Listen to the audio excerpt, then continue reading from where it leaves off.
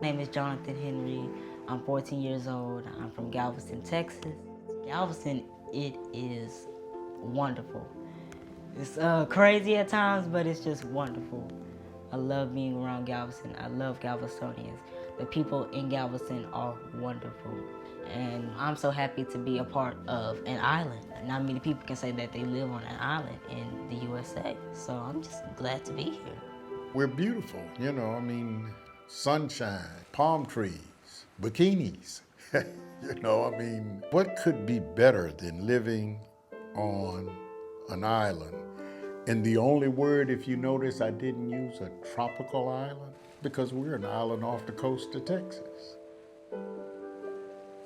The main industry here in Galveston is tourism. We have a historical downtown Strand area. If you look upon our Gulf side, almost from one end to the other, it's towered with hotels, with restaurants, just nothing but activities to have people who live inland to come and enjoy.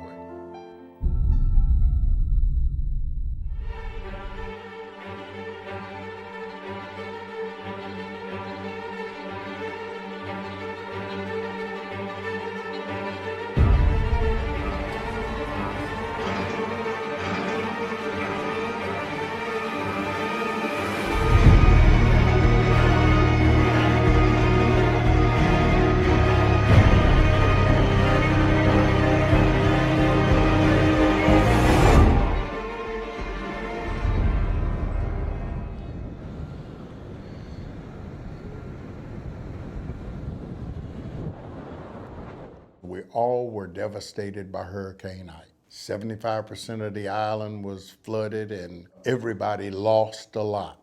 There are still African Americans who haven't had their homes repaired. Your house is burning down. My parents, they were like, what, is this a prank? No, they were like, your house is really burning down. 2 to 3 weeks later, we finally came back to the island, and the neighbors came over. They were like, yeah, your house burned down. That affected me greatly. Everything that I had, it was gone. All the toys that I had, the blanket that my great-grandmother made me, the pictures of my grandparents, the pictures of my ancestors, they were all burned up in the fire.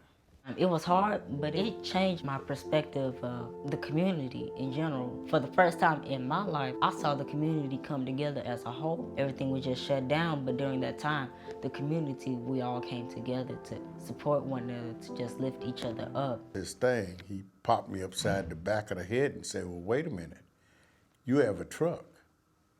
What are they doing that you don't know how to do? Oh, okay. So I went to Houston, pawn shops, began to pick up equipment, went to doing tear-outs and all of these different things. I went and found 4 of the guys that worked for me because they had set up something called Tent City, and they were completely out of a place to live. It's places to tent. There's lots of scenery around here. What are they going to do? Can't chase everybody off everywhere. And well, yeah, it is homeless. Like, I don't have a home of my own. I don't have a place to call my own. I don't have a place to put my toothbrush with my name on it. So they were at Tent City, so we began to work.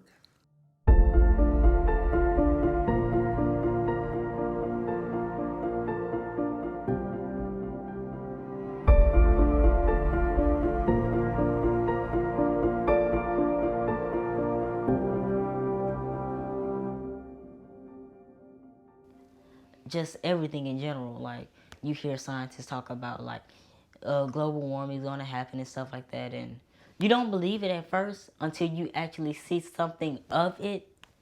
And with everything that's going on, I don't want the earth to be in danger of like water rising up and overtopping and covering us up over the land. And so I'm just worried to death about what's going to happen in the near future concerning the whole earth.